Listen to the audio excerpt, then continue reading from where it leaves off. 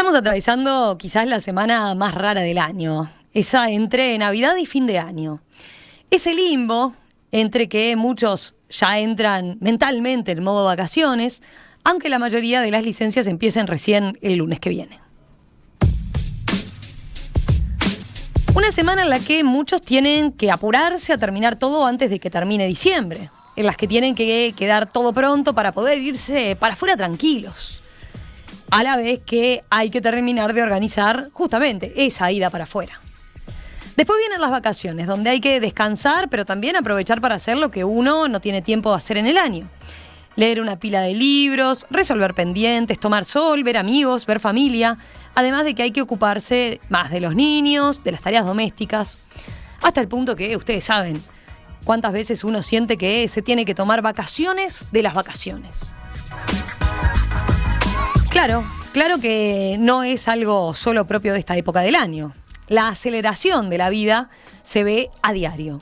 Las redes sociales y los teléfonos celulares tampoco colaboran.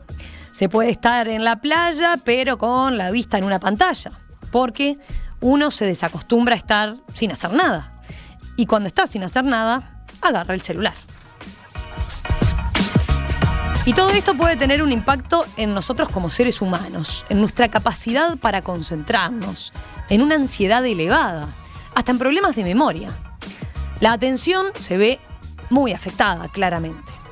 ¿Qué consecuencias puede tener eso a nivel macro, tanto en las relaciones humanas como en la vida política, como en la vida en sociedad? Este es el tema para una nueva mesa de filósofos y para eso nos acompaña, por un lado, Miguel Pastorino, a quien ustedes conocen bien, doctor en filosofía, docente de filosofía y ciencias de la religión, coordinador de la mesa de filósofos. Miguel, ¿qué tal? Bienvenido, como siempre, un gustazo reencontrarnos. Hola, buen día Romina y buen día Natalia, un gusto también reencontrarme con la audiencia que mundial de por medio y otras cosas hacía tiempo que no nos encontrábamos. Y el acelere de fin de año. Sí. Y también nos acompaña, ahí ya quedaba presentada, Natalia Acosta, doctora en filosofía, licenciada en humanidades, docente también. Natalia, un gusto, ¿cómo estás? ¿Todo bien? Buen día Romina, buen día a todos. Bueno, vamos a dar puntapié. A ver, este tema generaba ya mucho interés desde hoy temprano cuando abríamos el programa, adelantando por dónde íbamos a ir ahora. Miguel, a ver, para hablar de aceleración, vos usás la expresión, quien no espera, desespera. ¿Podemos explicar un poquito más? Sí. Bueno, eso tiene que ver con algo que también podemos después retomar, que tiene que ver con el ejercicio de las virtudes humanas, o sea, la esperanza. El ser capaz de esperar tiene que ver con ciertas habilidades que si no se cultivan, de hecho los psicólogos viven insistiendo en que ayudemos a los niños a no darles todo inmediatamente como si todo fuera un clic, porque hay que aprender a desarrollar la capacidad de esperar, que tiene que ver con la virtud de la paciencia, y por eso el que no sabe esperar vive desesperado, ¿no? La palabra desesperación tiene que ver con la falta de esperanza, con la incapacidad para esperar nada. Y eso hoy lo vemos en adultos haciendo berrinches porque no toleran esperar nada, y ni hablemos cuando se vienen las fiestas, que ya lo hemos vivido.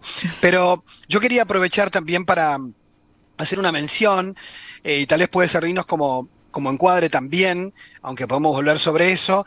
Puse en Twitter, que vi que bueno, el programa lo retuiteó, un link a un artículo de un filósofo español que estuvo hace poco en Uruguay, de la Universidad Carlos III, que estuvo en la Universidad Católica dando un seminario, y él publicó un artículo que a mí me gustó mucho desde el 2020, el artículo, que es el problema de la aceleración y su impacto, pero en un aspecto puntual, que es el tema de del aprendizaje, de la formación cultural y sobre todo de la atención expropiada, es decir, que nuestra atención está como tomada por otros, ¿no?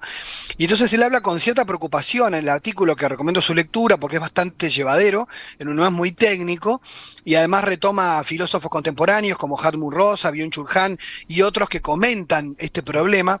Y lo que él dice en síntesis pone como ejemplo que antes se desarrollaban habilidades para la lectura que iban de la mano del silencio, la soledad, el tomarse un tiempo, y eso generaba una capacidad de concentración, de contemplación, de una lectura continua, de que alguien se podía leer un libro de 1000 páginas, de una serie de días, y sin perder el hilo, ¿no? No existía esa cosa del hipertexto y de estar con la mente en 28.000 cosas, y de algún modo Y él habla un poco de las consecuencias culturales que tiene la aceleración sobre los contenidos y sobre capacidades humanas en cuanto al aprendizaje.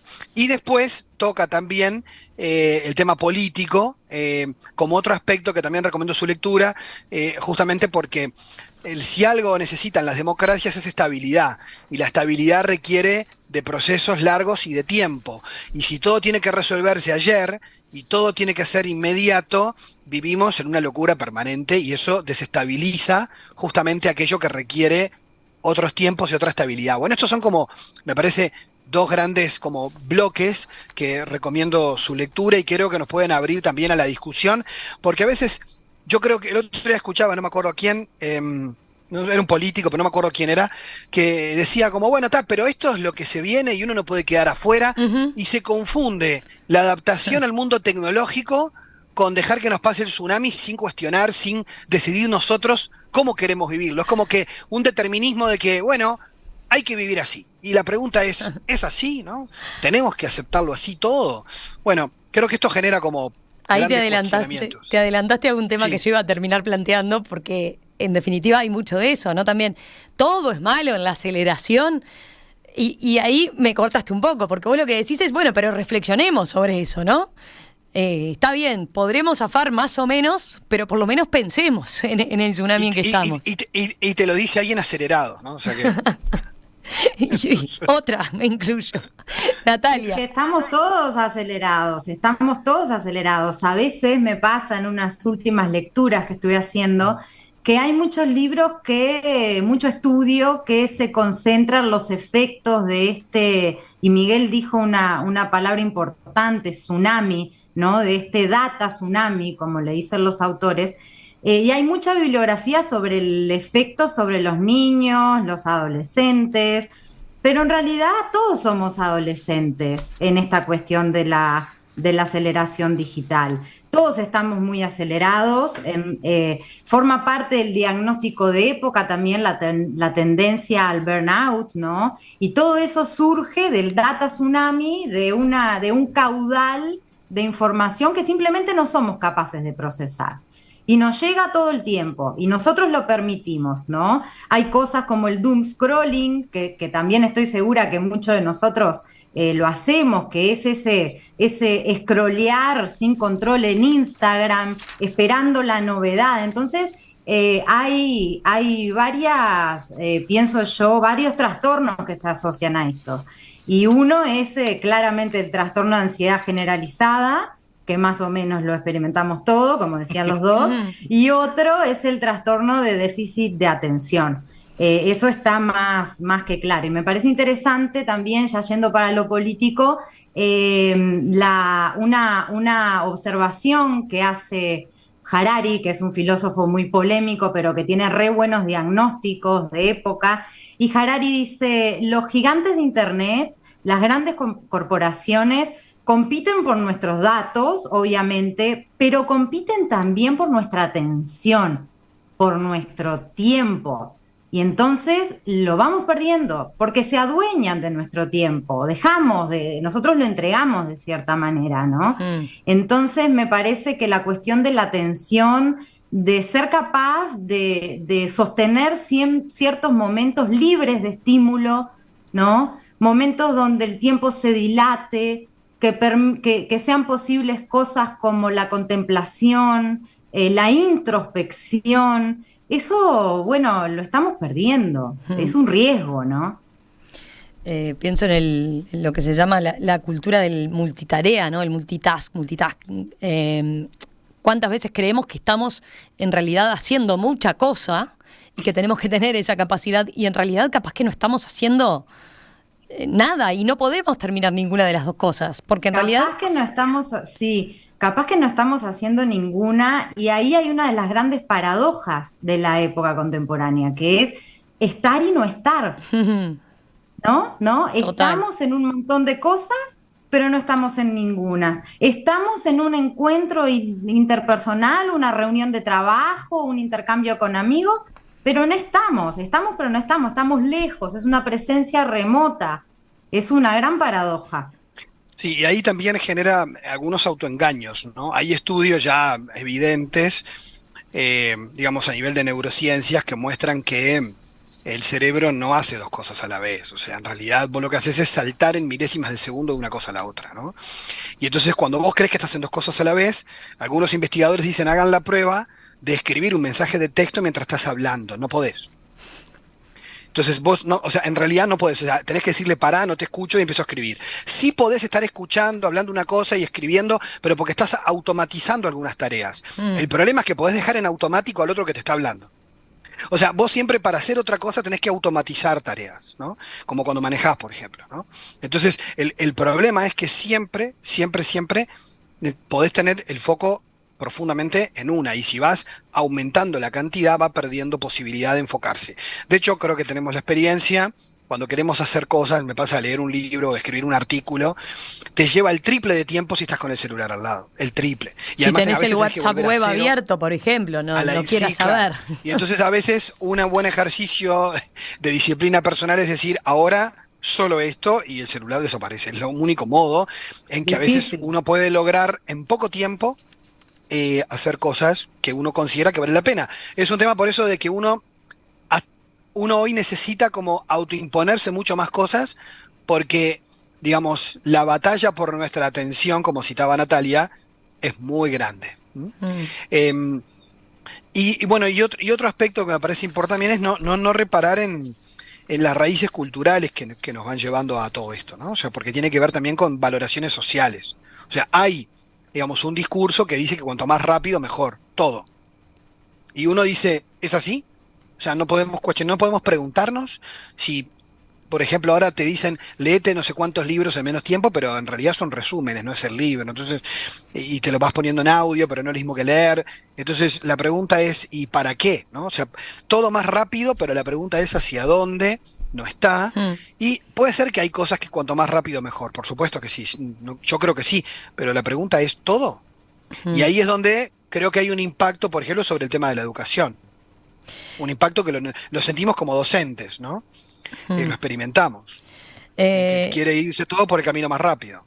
ah. Sí, en el caso de la sala de aula, en el caso de la sala de aula, eso es notable, ¿no? Porque uno está lidiando con la dispersión propia. Estoy de acuerdo, Miguel, con lo que decís, que hay también una virtud, volviendo al tema de la virtud, de ponerse límites, ¿no? Pero eso es tremendamente difícil. Y en la sala de aula uno ve que los estudiantes están en esa duplicidad, incluso en el nivel universitario. Entonces, están en la clase, pero permanentemente atentos al celular.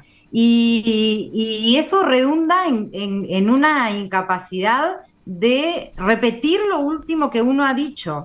A mí me pasó mucho en este año que decía una cosa, bueno chicos, ¿qué dije?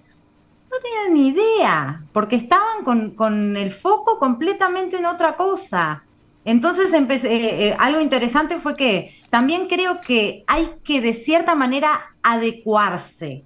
No era lo que decíamos al principio, la Mm. adaptación. Entonces, si la mente, la inteligencia contemporánea está habituándose o viéndose forzada a este doom scrolling y a esta inmediatez, piensa de un modo casi aforístico, ¿no? Piensa en un contenido, lo procesa por un tiempo y tiene que pasar Mm. al otro. Entonces también hay un ejercicio como de decir, bueno, vamos a aprovechar eso hasta donde puede ser aprovechado y eso, hacer el ejercicio del aforismo para luego llegar a la síntesis, a la reflexión. Pero los estudiantes, por ejemplo, no captás su atención si razonás de otra manera, si presentás contenidos extensos, con conceptos complejos, aforístico, sintético, ágil, es un desafío.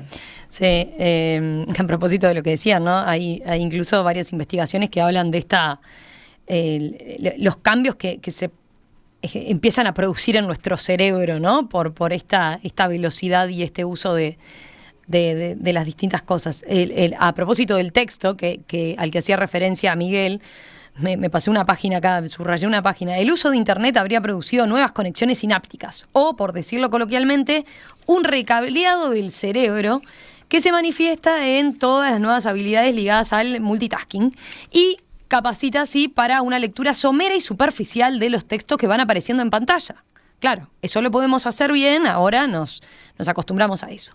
Pero como contrapartida, argumenta Carr, cita este autor, impide una lectura profunda. Cito más abajo, así dice, los lectores de hipertexto y los de página web van vagando de una página a otra a golpe de clic en lugar de leer con atención. Por decirlo sumariamente, las páginas web no se leen, se visitan y dice, marca la diferencia con ese texto y esa reflexión profunda. Y ahí uno le lleva a pensar, ¿no? ¿Cuántas veces decimos, bueno, pues estoy leyendo mucho, leyendo todo el tiempo, por ejemplo en Twitter, pero esa lectura, volviendo a lo que decían, es efímera, no reflexioné. Y si me preguntás bien, no tengo muy claro qué era lo que decía. Me quedé con 2 o 3 ideas rápidas, sí, pero no las pensé y elaboré mucho, ¿no? Y hay un tema ahí que tomo lo que decía Natalia, el concepto también, y que vos retomabas también de la superficialidad o la dificultad para captar ciertos modos de lectura, de pensamiento. Me contaba alguien que defendía un poco la modalidad contemporánea diciendo, bueno, Miguel, pero ahora, me decía, somos más capaces, por ejemplo, de ir a descubrir la idea central, entonces tenemos esa habilidad. Y yo le contraargumentaba, le decía, sí, capaz que sos capaz de ir como a las ideas centrales de un texto, pero te las tomas al pie de la letra. Porque en realidad, como la lectura es superficial, todo lo toman literal.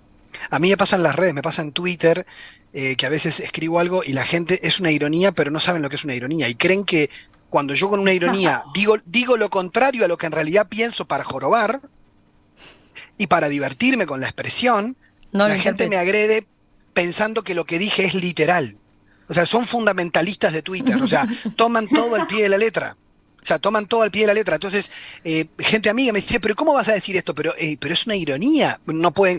Entonces, los diferentes niveles de comprensión de texto, las diferentes complejidades de un texto, los diferentes géneros de un texto, que no todos escribimos del mismo modo para decir lo mismo, obviamente eso no se desarrolla si no hay lectura en profundidad, si no hay crítica textual, si no hay análisis detenido en el texto.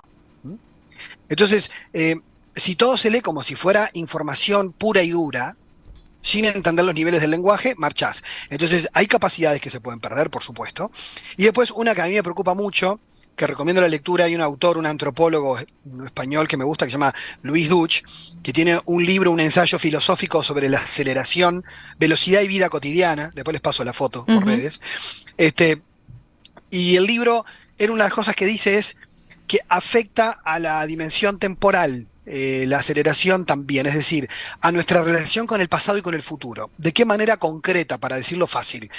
Afecta a lo que él llama la fractura de la memoria, es decir, como vamos tan rápido, no hay tiempo de reflexionar ni de mirar para atrás, con lo cual las personas tienen cada vez menos noción del pasado y por lo tanto son mucho más manipulables.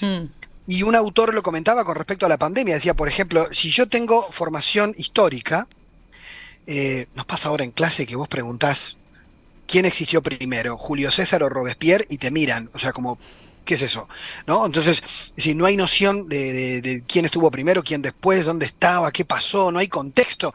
Entonces, cuando no tenés esas nociones y no conoces a nadie de tu época para atrás, hay dificultad para reinterpretar el presente. Entonces, vos querés hacer una conexión con un contenido de hoy, por ejemplo, la crisis de las democracias, y decís, bueno, esto es como pasar, ¿qué analogías tiene con el mundo entre guerras en el siglo XX? Y es como tirar algo en blanco, ¿no? Entonces, el problema es que también para entender el hoy, como pasaba con algunos jóvenes españoles con la pandemia del coronavirus, que como se ve en historia, decían, bueno, la gripe española fue mucho peor, no tenían wifi, así que tranquilos muchachos que vamos a pasar de esta mucho mejor.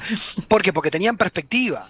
Si yo no tengo perspectiva y solo tengo el ahora, se quema todo y está todo mal y está todo horrible y la gente se deprime en un solo día y se ahoga en un vaso de agua porque no tiene perspectiva. Y en eso la historia, la literatura y la filosofía te salvan porque te ayudan a relativizar lo que hoy vos creés que es el mundo, ¿no?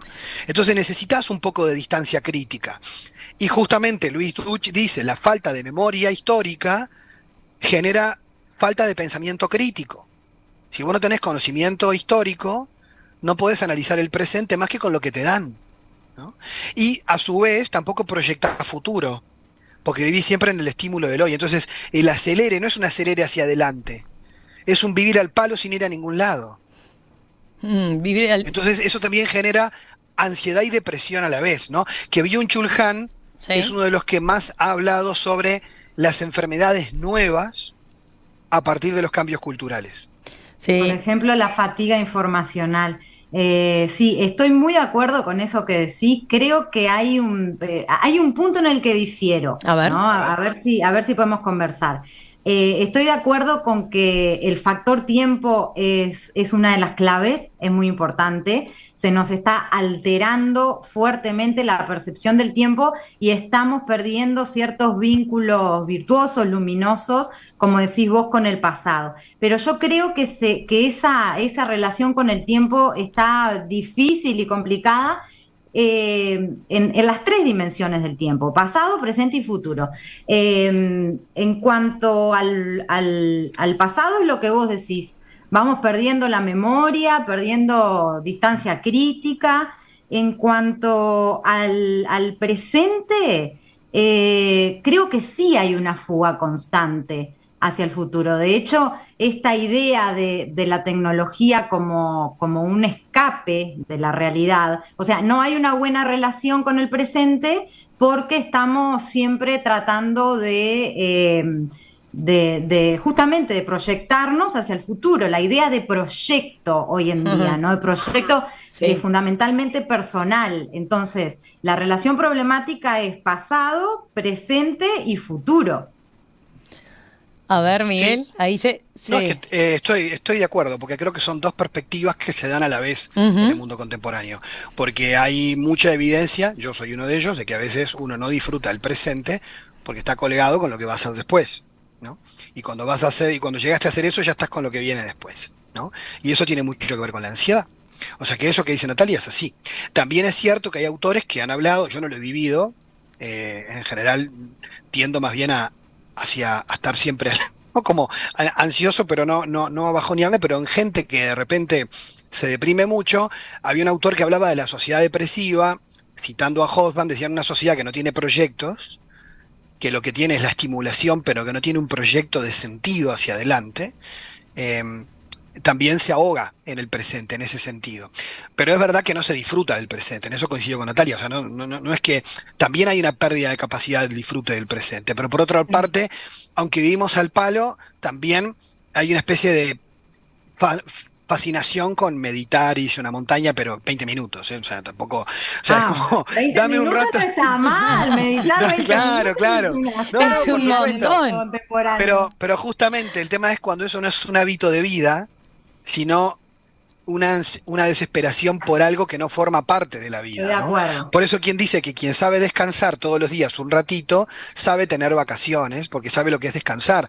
Quien no tiene hábito de reposo, de gratuidad, cuando tiene tiempo libre no sabe qué hacer y lo tiene que llenar con cosas. Entonces, esto tiene que ver también con que nada de lo que decimos es dogmático, ¿no? Creo que es tan complejo el presente. Y los seres humanos vivimos como podemos, los que nos toca vivir, donde hay mucho menos certezas, tal vez, y menos brújulas que en otros tiempos, porque hay menos relatos y menos estructuras claras de cómo debemos pensar o hacia dónde debemos ir.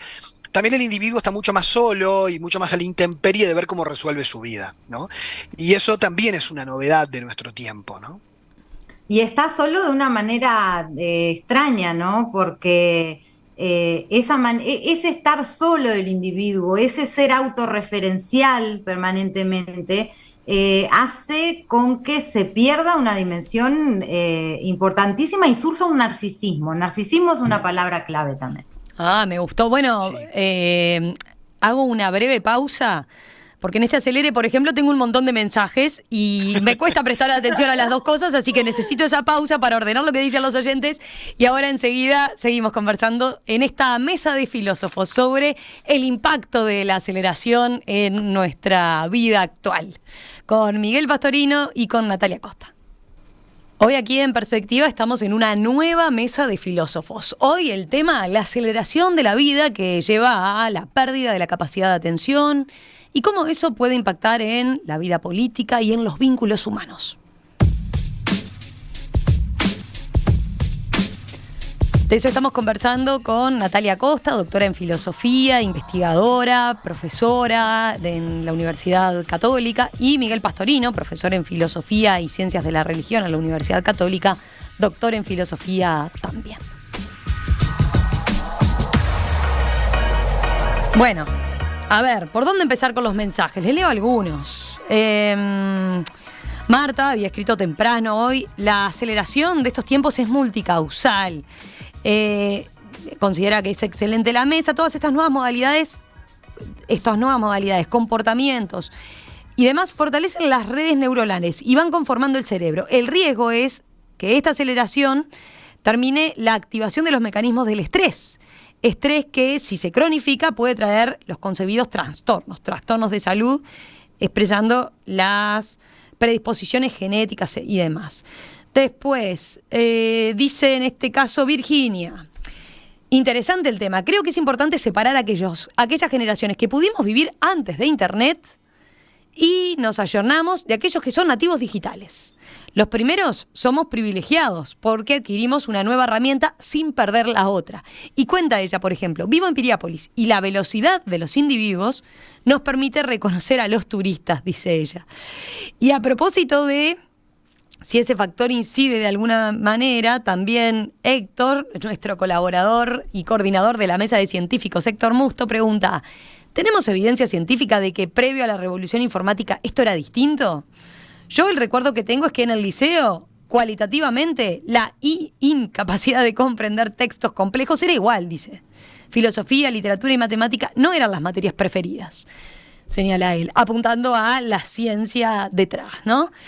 Bueno, les leí solo algunos. A ver, ¿quieren hacer algún comentario respecto a estos mensajes o seguimos con lo que teníamos previsto? No, bueno, sobre lo último que comentabas recién, ¿no? Que traías este mensaje, creo que sí, que antes también había problemas, creo que son otros, nuevos, ¿no?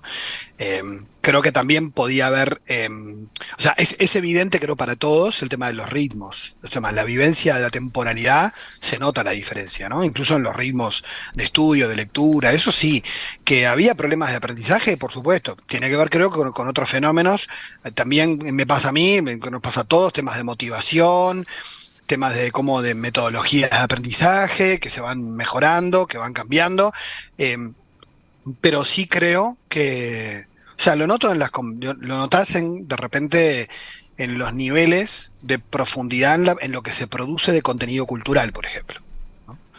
O sea, incluso en los análisis de investigaciones sobre temas, como hay que llegar rápido, terminan siendo poco rigurosos y poco profundos. Sí. Te podría hablar de eso a nivel de trabajos académicos en clase, de tesis que uno puede leer de hace años y que puede leer de ahora, o sea que evidencia de que el nivel de profundidad es menor, que había gente que no estudiaba, había antes y hay ahora, que había gente que le embolaba, también.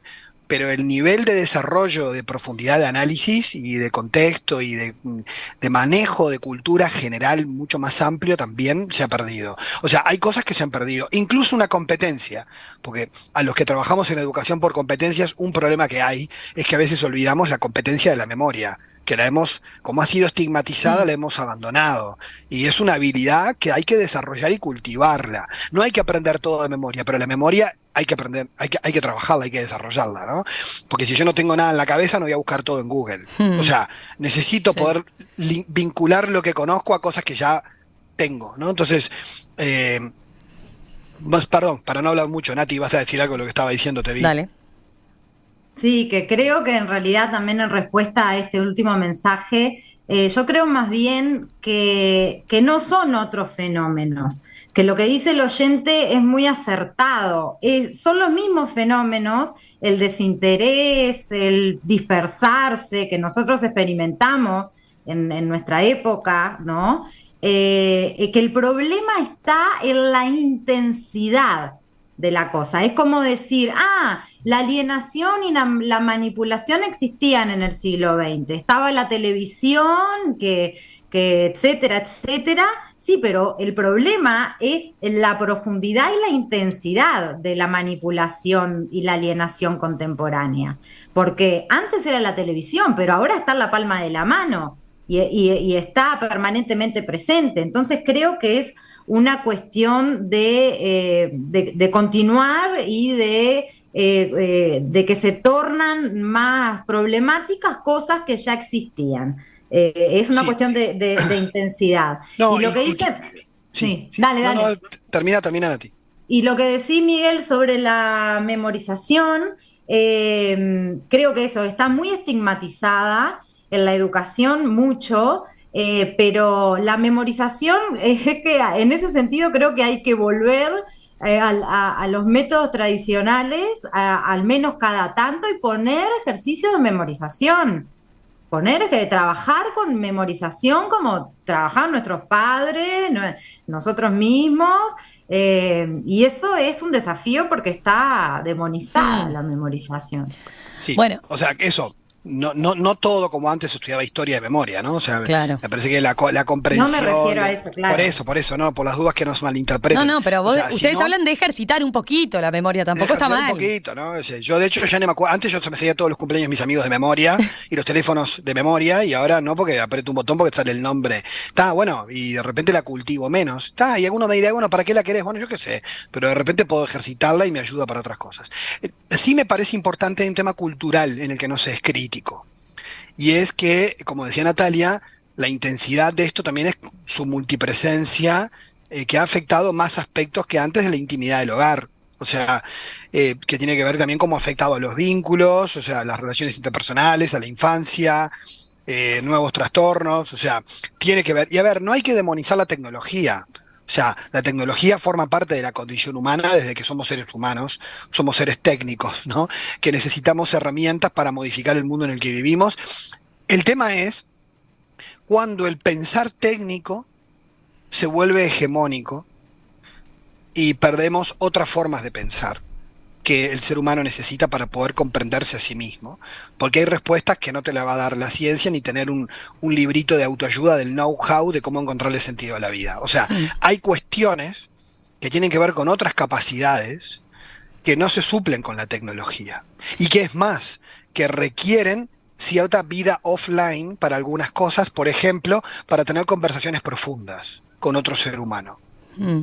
Entonces, hay Sí. cuestiones, o para ciertos tipos de lectura, o sea que hay habilidades que no se desarrollan de la mano de la tecnología y otras que sí. ¿No? Entonces, me parece que tiene que ver con la capacidad crítica. Creo que me parece que un peligro que hay hoy es el apocalíptico antitecnológico, que en el fondo quiere vivir fuera del mundo, y además es mentira porque siempre usas tecnología para todo, desde que te cortás el pelo, o sea, como siempre para todo. Eh, a el otro que es una especie de ingenuidad de que no tenemos que nosotros casi que hacer nada y sino que dejar que nos pase por encima sin pensar, sin cuestionar y sin decidir, por ejemplo, que puede ser una buena práctica a ciertas horas desconectarme para conectarme con cosas que considero más importantes que no pasan por el teléfono. Pero bueno, eso es un tema que no es culpa del teléfono, porque no hay que culpar a la tecnología, ¿no? Me No, no, parece que no. tiene que ver con nuestra El capacidad uso como de. seres humanos para digerir todo esto, que va más rápido que nosotros, y para cómo nos adaptamos y cómo lo usamos para aquello que nosotros queremos. Entonces ahí es donde también hay concepciones distintas de la tecnología como instrumental o como configuradora de la vida. Entonces, y hay diferentes posturas sobre el tema. Y creo que en la educación se nota también, cuando hay una especie de rechazo a todo lo tecnológico o de enamoramiento como si fuera a solucionar todos los problemas de la educación, lo cual es falso. ¿Sí? Porque hoy muchos están volviendo a a la clase magistral por las charlas TED, pero claro, tiene que ser motivadora, tiene que saber relatar, generar imagen, tocar emociones, o sea, no es el plomazo que nosotros imaginamos, ¿no? Entonces, bueno, hay una vuelta en algunas cosas a métodos tradicionales porque no se valoraban herramientas que son muy buenas, tal vez por excesos, y bueno, y ahora capaz que estamos pendulando al otro extremo y vamos aprendiendo. Pero hay muchos desafíos en la educación, yo no tengo la receta, pero sí vamos experimentando, así como algunas cosas buenas, dificultades, como comentaba Natalia, en el aula, ¿no? Yo quiero hacer un breve paréntesis para volver y retomar un poco a las ideas que dejábamos planteadas hoy, ¿no?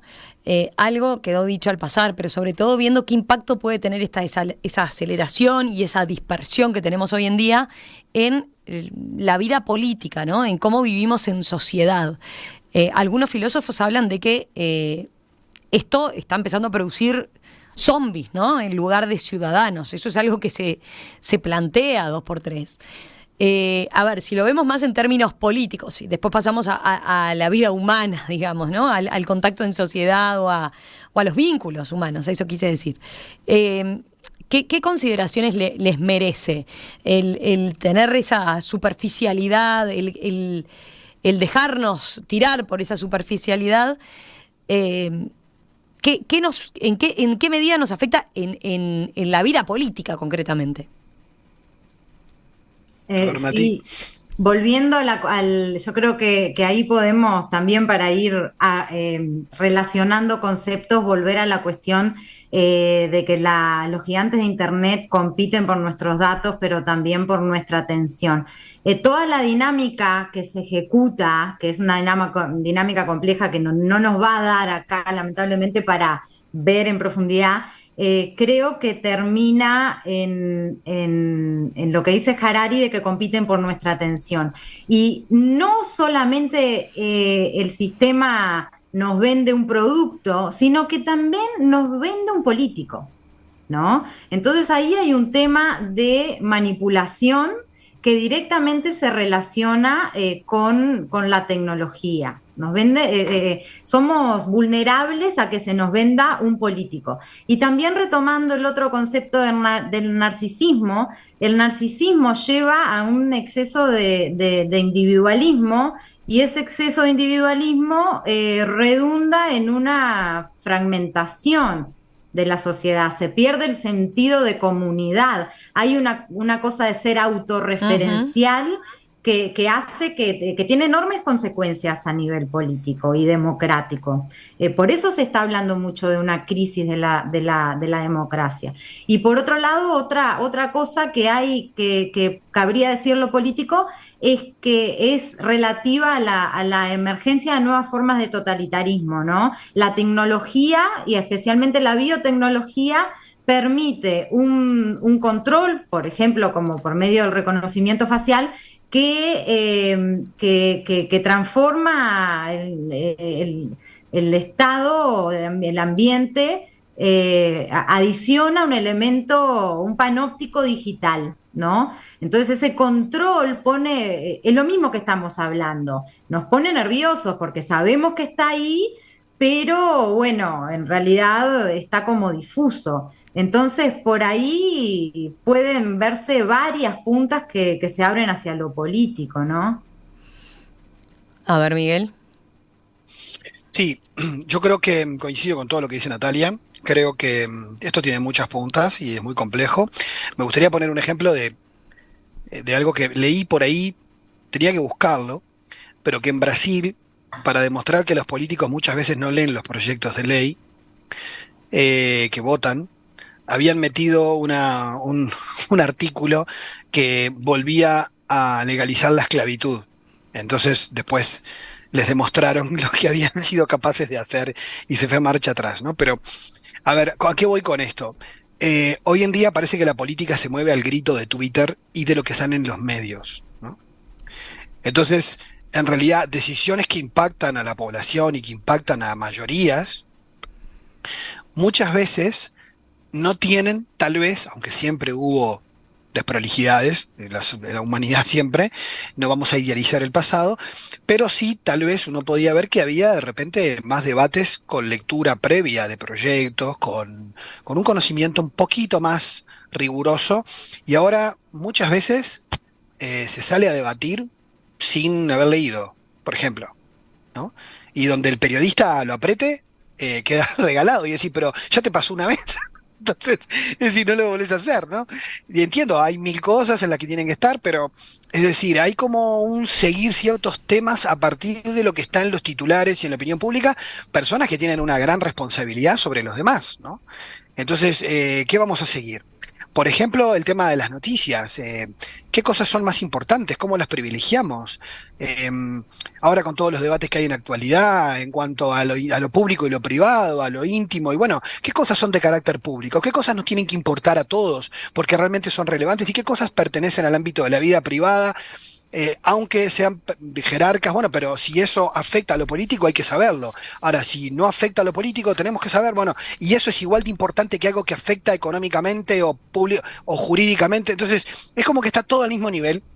Y entonces las redes explotan por cosas que pueden tener que ver con un chisme, con un problema de corrupción complicadísimo, y entonces todo queda como al mismo nivel, y entonces a la hora de discutir también todo pasa al mismo nivel. Y eso yo creo que también lo he visto en la política cada vez más, como vivir más atrás de la chiquita, de la anécdota, y estar atrás de tener imagen para discutir algo que no es relevante ni es algo a largo plazo porque no da rédito, y entonces se vive atrás de la lógica de las redes. Y el problema es que la política está bien que viva detrás de la lógica fugaz y superficial de las redes. O sea, es una pregunta que yo tengo, ¿no? O sea, voy viendo que los políticos le dan más corte a las redes muchas veces de lo que yo entiendo que tendrían que darle cuando la estabilidad de cuestiones que tienen que ver con lo social, con lo político, requieren otros procesos, otras complejidades. Pero bueno, aquí me parece que hay una tensión complicadísima, pero que se ha entrado en la lógica de la aceleración. Bueno, no voy a entrar yo en eso, no soy analista político, pero todo el fenómeno de que los políticos, ministros, presidentes contesten por Twitter, ha liquidado las mediaciones, por ejemplo. Entonces, todo esto creo que ha afectado, yo no logro todavía, porque no me dedico a eso, estaría bueno que alguien lo estudiara, cómo está transformando esta lógica de aceleración y el mundo tecnológico a las formas de vida política, ¿no? Y a las formas de acción política. Pero bueno, eso es para otro, no para mí. Vamos a hacer una breve tanda y enseguida retomamos con la última pregunta, ¿no? Ya habiendo dado por lo menos un pantallazo de el impacto y la implicancia política, vamos a ver cómo afecta esta aceleración y esta dispersión a los vínculos humanos. Último bloque de esta mesa de filósofos, hoy hablando sobre la aceleración y el impacto que tiene en distintos ámbitos de nuestra vida.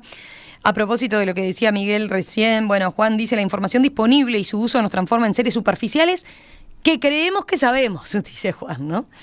Y un apunte más. Ricardo dice, ¿no será un paso previo una época bisagra que nos lleve a algo mejor? Ahí tiene una visión, deja planteado la posibilidad de que se nos dé de que estemos en algo ahí intermedio, o la teoría del péndulo, ¿no? Nos volvimos mucho para un lado, bueno, capaz que encontramos un nuevo equilibrio, quizás, capaz que pasamos a otra etapa que sea superior en este sentido de lo que estamos describiendo que nos pasa. Pero para cerrar, a ver, nos quedaba un aspecto que nos habíamos propuesto, ¿no? Que era ver también, por lo menos brevemente, cómo impacta esta aceleración en nuestros vínculos humanos. Natalia lo planteaba hoy al principio, ¿no? El hecho de estar hiperconectados, conectados mucho con, por ejemplo, nuestros grupos de WhatsApp, y sin embargo no están tanto, ¿no? No estar tanto. ¿Qué nos pasa en esas reuniones cuando, por un lado, se da ese encuentro físico, pero estamos mitad sí, mitad no, ¿no? ¿Por ahí vas vos, Natalia? Sí, yo creo que hay una cuestión, de lo último que dijiste, ¿no? Sucede eso radicalmente. En cierto sentido, la paradoja de estar presente y no estar presente rige. Entonces, yo creo que hay una cosa muy importante relativa al cuerpo. El cuerpo retrocede, el cuerpo ya no tiene el mismo lugar en el vínculo humano, el encuentro deja de ser un encuentro. Y entonces ahí pasan cosas como, por ejemplo, que se pierde el abrazo, se pierde la piel de un modo general, se pierde la capacidad de leer las expresiones faciales del otro muchas veces. Yo me acuerdo que a mí me pasó lo que decía Miguel recién, ¿no? De los tecnológicos apocalípticos que quieren negar todo. Por otro lado, yo diría utópicos, ¿no? Los que están súper entusiasmados con esto. A mí me pasó que tuve un periodo utópico durante la pandemia que quedé absolutamente fascinada con la tecnología. Pero en un momento me di cuenta que en estos encuentros, entre comillas, como Skype, es imposible mirar a los ojos al otro. O sea, después lo leí en un libro de Han, que se llama justamente Fenómeno Skype. Me acuerdo que el día que lo viví quedé espantada y dije, opa, tampoco tanta confianza. Porque vos, y ahora que estamos acá nosotros podemos verlo, para mirar al otro, vos estás mirando permanentemente a la pantalla. Para mirar al otro, es que subir los ojos hacia la cámara. Miren, ahora ahí los estoy mirando. Yo estoy viendo la cámara. Y ahí vuelvo y se va. Entonces, cuando me di cuenta de eso, imagínate todo lo que perdemos. No solamente se pierde el abrazo, no solamente se pierde la lectura de las expresiones faciales fundamentales para la comunicación, sino que se pierden cosas como la mirada. Entonces, los vínculos son profundamente afectados. Sí. Pienso en, por ejemplo, esas relaciones que tenemos de mucha comunicación por WhatsApp. Capaz que les ha pasado a algún grupo de amigos, de amigas, donde vos decís, bueno, en realidad nos mandamos emojis, ¿no? Algún comentario, algún chistecito, y vos creés que estás permanentemente comunicado. Y pasa el tiempo y decís, ¿pero qué sé de cómo estás realmente? ¿Cuánto hace? No me pongo por WhatsApp a decirte, ¿estás bien? ¿No? ¿Cómo estás? Esa pregunta en WhatsApp no es sentémonos a hablar. ¿Estás bien? ¿Qué te está pasando? ¿En qué está tu vida? No, es así. Sí, hay unas cuestiones que creo que hay que salvar. Es cierto que gracias al desarrollo de la ciencia y la tecnología, sobre todo en la última etapa de la humanidad que han ido juntas, estamos mucho mejor, ¿no?, que cualquier etapa anterior, en muchos aspectos de la vida. Solo pienso en la dimensión sanitaria, por ejemplo, higiene, o sea, en muchos aspectos, ¿no? Pero por otra parte, yo creo que las grandes crisis culturales son independientes de estos fenómenos. Y han habido a lo largo de toda la historia de la humanidad y estamos atravesando una crisis cultural. Mira, déjame meter un paréntesis, Miguel, con esto que decías. Sí. No miremos solo lo malo en ese sentido, porque estamos mejor, decías. Acá Ricardo dice, miren también el punto de vista del que vive en otro país obligado y la única manera que tiene para ver a su familia son las redes, Claro. es la tecnología, ¿no? Es que las posibilidades que nos ha brindado en cuanto a la comunicación durante la pandemia, por ejemplo, yo lo comentaba, comparado con otras epidemias en la historia de la humanidad, las posibilidades para la educación, que por más que ha sido sí complicadísimo, también generó oportunidades. Hoy genera oportunidades, por ejemplo, tengo estudiantes de otros países o del interior que no podrían venir a la UCU, por ejemplo, ¿no? Entonces, o sea, por supuesto que no es un tema de positivo o negativo. Yo creo que lo que nos interesaba hoy, con Natalia cuando conversamos, era también... y con Gastón habíamos conversado la idea de, bueno, ¿cuánto impacta el estar todo más acelerado en nuestra vida, ¿no? Porque la tecnología impacta siempre, pero el tema de la aceleración y lo que quería tomar sobre los vínculos era un punto. Y es, para mí, lo que más se pierde, siempre lo digo, es a mayor velocidad, menor profundidad. Para mí es lo que se pierde. O sea, no importa la manera, ¿no? A mí me pasa, en una anotación, a mí me pasa, por ejemplo, que creo que ya estoy más entrenada. Esto que decís, Romina, de que no se puede... Creo que, por ejemplo, yo llegué a darme cuenta y a estar con un malestar grande, de no poder realmente preguntarle a una amiga, por ejemplo, ¿cómo estás? Y recibir. Ahora, por ejemplo, me pasa que sí existen esas conversaciones por medio de WhatsApp. En parte porque estamos... cada una acelerada por su lado, mil cosas que no podemos vernos, entonces está WhatsApp y sucede la pregunta, ¿cómo estás? Sucede la respuesta, pero ahí es donde veo el aceleramiento. Vienen respuestas de 6 minutos, a explicar más o menos cómo estoy. Entonces vos ves un audio de 6 minutos y te vienen unos nervios, pero bueno, escuchándolos, va bajando esa ansiedad. Entonces No lo pones en punto 1, punto 5, punto 2, no. No, eso es insano. Eso es insano para la salud mental y todos caemos, ¿eh? Sí. Todos caemos. Pero volviendo... A mí ya me han dicho que no me lo pueden hacer porque si lo ponen no me entienden. Absolutamente. Si me aceleran no me pueden entender. Pero está bueno. Ese punto de decir, un audio de 6 minutos... ¿Y cuánto nos lleva en realidad si queremos realmente vencer esa barrera que dice Natalia y saber cómo está esa persona? Y sí, por lo menos te lo va a explicar en 6 minutos, ¿no? No, ahí empieza. Después Ahí está. y sabés que tenés un horizonte. No, eso está bueno también. Puedo contestar dentro de 2 días y contestar con profundidad. El otro no va a estar expectante. Entonces está bueno, pero yo quería decir que volver a esa idea tradicional de la filosofía de que la técnica es neutra. El martillo está ahí. Soy yo el que le doy un uso. Ahí, bueno, puede ser un uso catastrófico, vicioso, o puede ser un uso virtuoso. La técnica es neutra y, bueno, depende en gran parte de nosotros. Mm. Hay que volver a lo que decía Miguel al comienzo para el cierre, ¿no? La idea es, bueno, no, es imposible hoy en día. No les vamos a plantear escapen de WhatsApp, escapen de andar acelerados, vivan en un mundo totalmente a contracorriente, porque eso sería, es otra historia, ¿no? Pero yo sí creo Sí.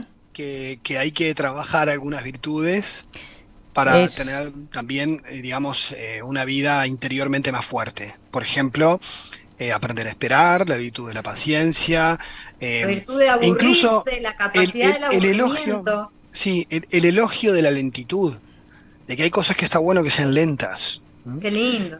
Entonces ahí es donde hay también el disfrute de otras cosas que requieren otros tiempos, ¿no? Byung-Chul Han pone el ejemplo del jardín y las plantas, ¿no? Que no pueden acelerarse, tenés que aprender a esperar, ¿no?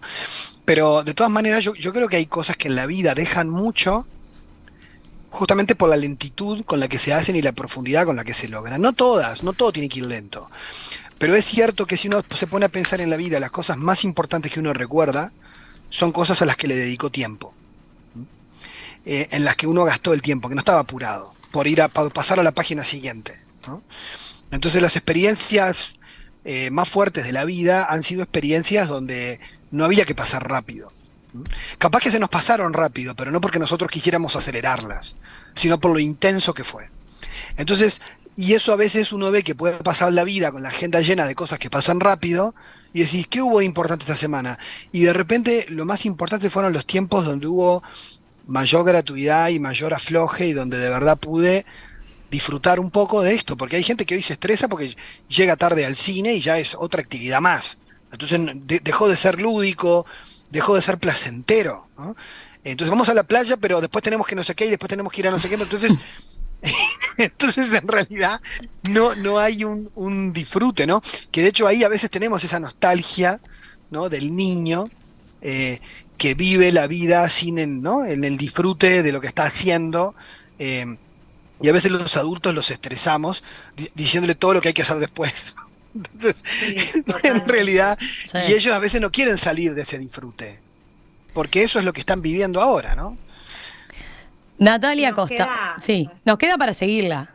¿Les parece? Sí. Queda para seguirla, tenemos que eso que decía vos de la época bisagra, imposible no mencionar los sueños del transhumanismo, que supuestamente nos van a llevar a un posthumanismo, donde va a ser todo mejor, y ahí entra el superhombre de Nietzsche, y volvemos a lo que dice Miguel, de recuperar la actitud del niño, dedicarle tiempo al juego, a lo lúdico, bueno, queda pendiente. Dale, la dejamos para un próximo capítulo porque me encanta y por lo visto también a los oyentes.